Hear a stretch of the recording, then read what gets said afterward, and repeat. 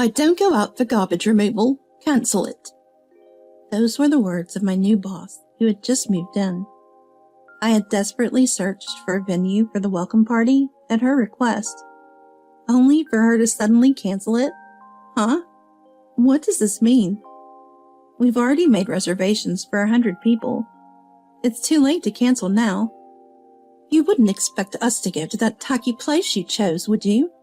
I selected a more stylish venue, a high-end Italian restaurant.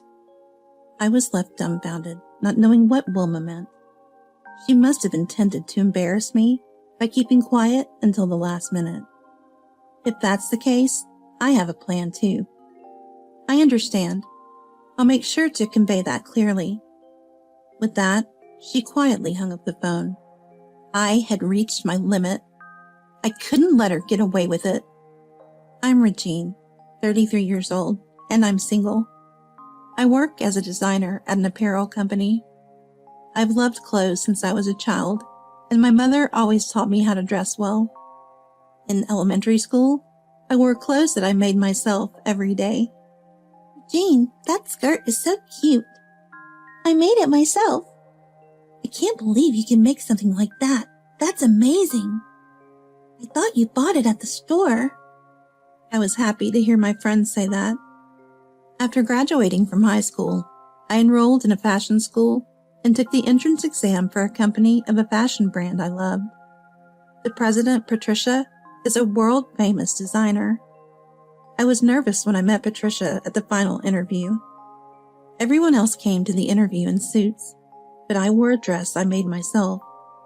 While the others were taken aback, Patricia loved it. How interesting. I like it. And that's how I got a job at Patricia's company. It's a large corporation with hundreds of employees worldwide. I worked hard as a designer. Being involved in designing clothes I love was more enjoyable and fulfilling than anything else, and every day was rewarding. However, one day, dark clouds suddenly appeared in my sunny sky. My supervisor was replaced, and a new supervisor from a sister company was appointed. The new boss was a woman named Wilma, 40 years old. Wilma turned out to be quite something. From her introductory speech on our first day, we were shocked. I'm starting as the new department head today. My name is Wilma. Since I'm an elite graduate of Pratt Institute, I'll ask any employee with low academic backgrounds who aren't useful to leave. So be prepared. Wilma looked down on employees with lower academic backgrounds and flaunted her own. I graduated from a vocational school, so naturally I became a target. Regine, you only have a diploma from a vocational school, so it's easy for you to make mistakes. You can't even do arithmetic. You should start over from elementary school. She would say that, and whenever she found even the slightest mistake in my documents, she'd say, Have you seen this? Overtime for subordinates was mandatory, and she would say ridiculous things about employees who were sick. You should still come to work even with a cold. That's what being a professional is about. She was a cold-hearted person who said such things with ease. What was even more troublesome was that Wilma was so into men. The gender ratio in our department is strange. There are too many women. Wilma was single, so she especially loved young men. She transferred or fired female staff who didn't please her and hired only young male staff. She was very lenient with young men. They would go out drinking together almost every day, as if they were her male harem. Although our company also sells men's clothing, the main market is, of course, women. With fewer female staff, there were often problems with work. When I complained to my accounting colleague during lunch, she said, That woman, her expense claims are ridiculously high. And there are quite a few suspicious receipts. It's become a problem. Oh, really? Tell me more about it. My colleague said she would compile information on Wilma's suspicious expense claims. Wilma had various problems, but what I couldn't forgive the most was her habit of taking credit for her subordinates' achievements. One day, when I was thinking about designing new jackets for autumn and showed them to Wilma, she said this: "It's such a plain and ordinary design. This will never sell, you know. Come up with something else." But it was my pet project, so I couldn't back down. "I'm sure it will be a hit. Can I at least get approval for development?" "Well, if you're that confident, but if it fails, you'll take responsibility, won't you?" She reluctantly approved. However, it somehow became a huge hit. I've created many bestsellers since joining the company, but this one was the biggest ever. The company's performance forecast was significantly revised, and I was recognized for my achievements. Then, Wilma said something outrageous. "I'll represent the department at the commendation ceremony, so you don't have to come." She attended the commendation ceremony and even received the award money herself. Well, I'm confident in myself, so this is only natural. I couldn't stand listening to her bragging. One day, at my wit's end, I went to complain to Wilma. "Wilma, isn't this too much? That design was my idea, you know."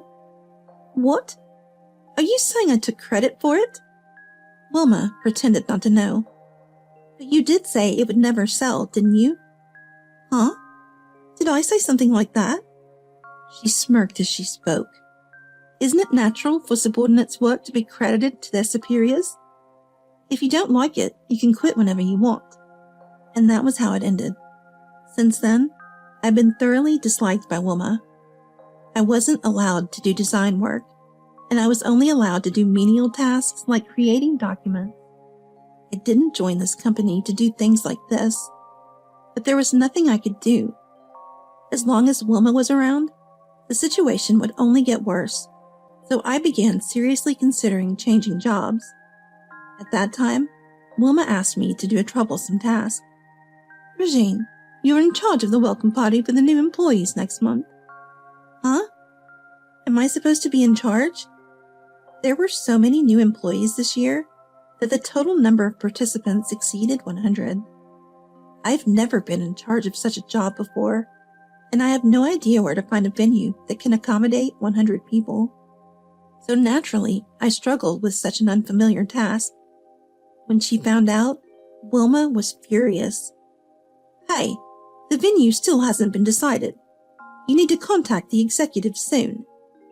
Wilma is the kind of person who pushes me to my limits. One day, while having lunch in the cafeteria, I ran into Patricia, the company president, after a long time. "Regine, how have you been? I haven't seen many products designed by you lately. What's going on?" She asked me, and I explained the current situation, where I'm only given menial tasks.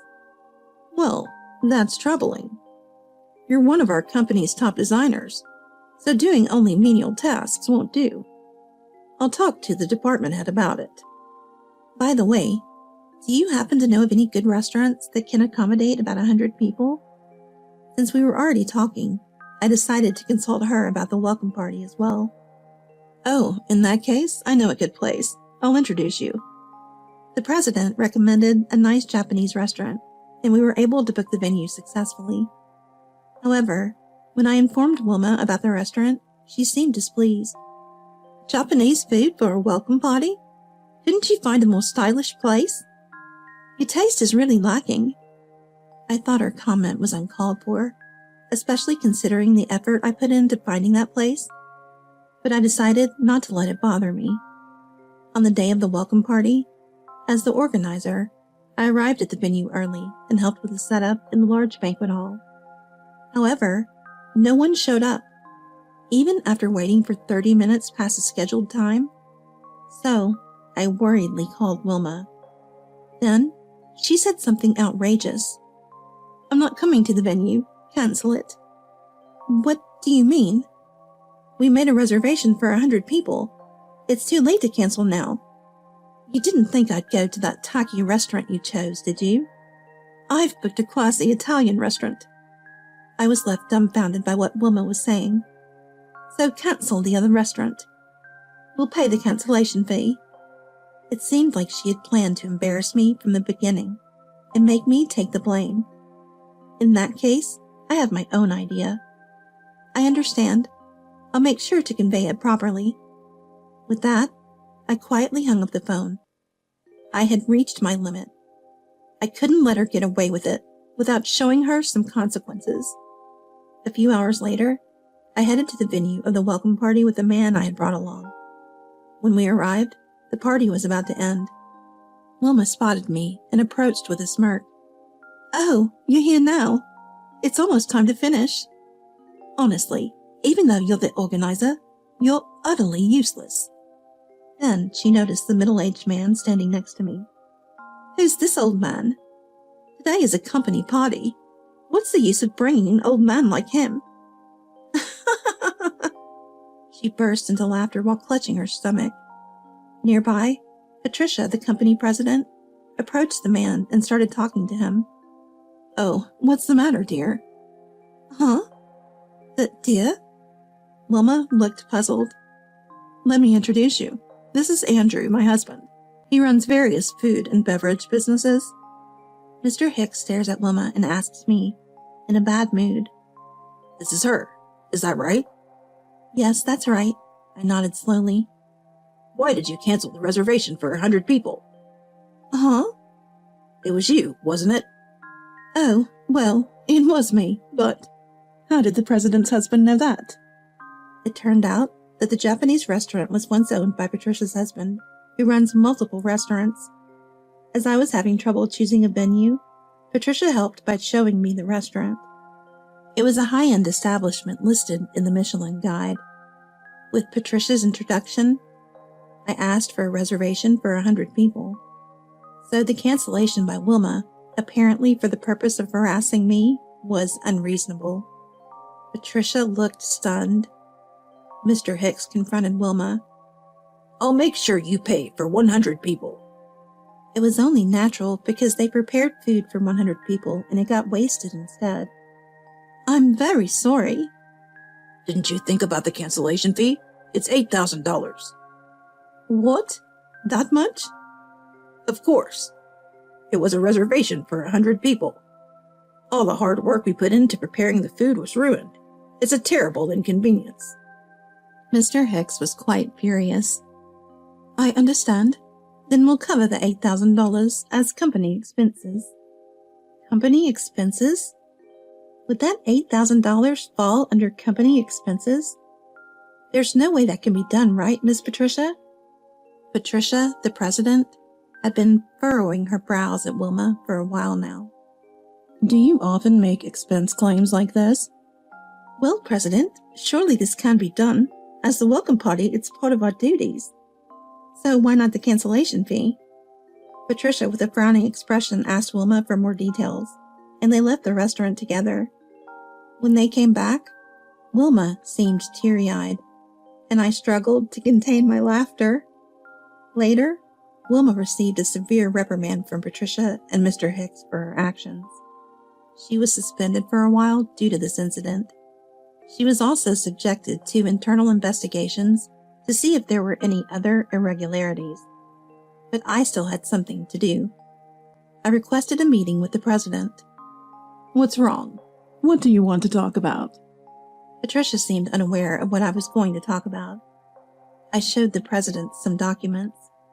They were something I had previously asked my colleague in the accounting department for. "What's this?" Looking at the documents, the president began to tremble with anger. "Call Wilma right now." Wilma arrived a few hours later. "What can I do for you?" she asked Patricia fearfully with a pale face. "What's this?" Patricia, the president, threw the documents I handed her at Wilma. As Wilma looked at the documents, her face turned pale. "These documents are evidence of the various fraudulent expense claims made by you.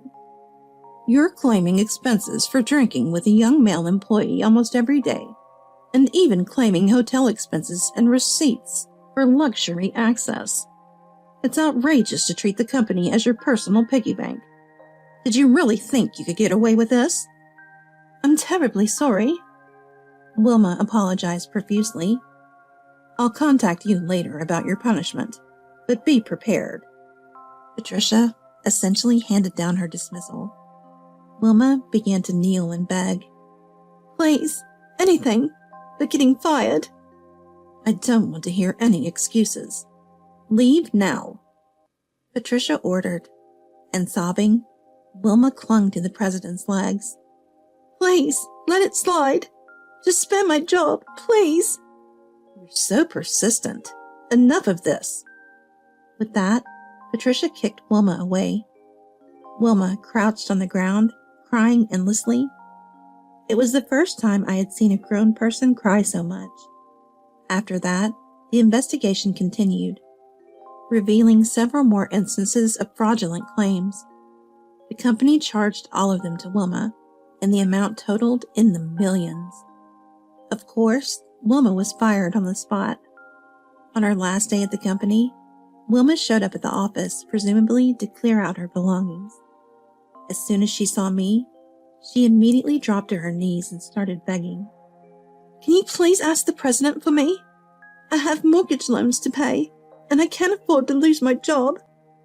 Of course there's no way I would do that, I coldly replied. What? Remember this? Wilma's face turned crimson, and she stormed out of the company. After that, Wilma struggled to find stable employment, burdened with debts. In such a small industry, negative rumors spread quickly.